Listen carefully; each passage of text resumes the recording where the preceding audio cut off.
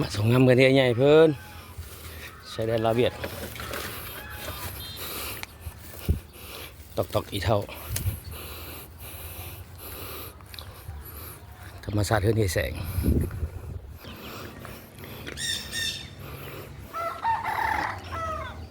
อาหารกำลังสั่งใหม่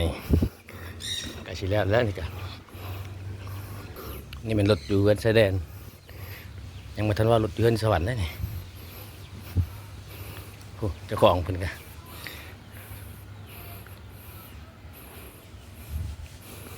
เป่าบังนึง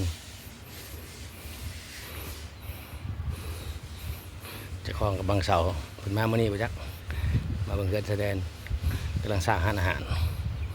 ทำดีมีบรรยากาศพี่น้องเนาะโอ้คักจุดพักเศร้าชมวิวกินกาแฟแซ่บๆฟังเพลงแบบสบายๆกำลังตกแต่งกันอยู่กะสิแล้วนี่กำลังตกแต่งสีกำลังประดับประดาตกแต่งเกยอง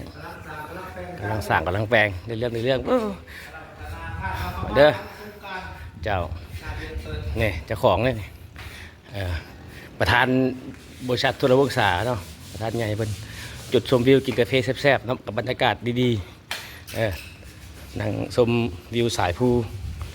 เนาะติดชายแดนลาวเวียดนามอันนี้มันจุดชมวิวมีบรรยากาศเนาะ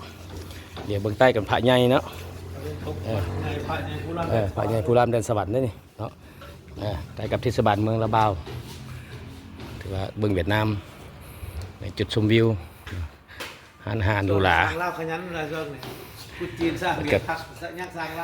ไปเที่ยวกรุงเทพหลายวันเติบ3-4 มื้อเพิ่นได้หากลับมาเนาะมื้อนี้ก็ข้าพเจ้ากลับมาส่งห้ามให้เพิ่นสนับสนุนห้องสีน้อยเฮาเนาะ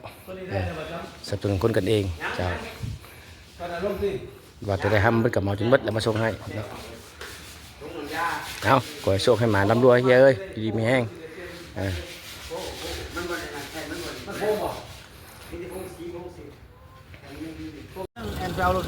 คันนี้หากมาจากสวรรค์ไอ้บ่อไม้ที่บ่อมันอ้อมที่ดอกที่ดันมันเวลาก็เก่านะธรรมดาเดี๋ยวใหญ่ครับ2018เนาะพอได้แต่มาถ่ายรูปแล้วคนนึงจะขอเป็นบุญตามาร่วมกันตลอดเนาะงานกุดงานอย่างดีมีแห้งสุขหมานร่ำรวยทุกปีนี้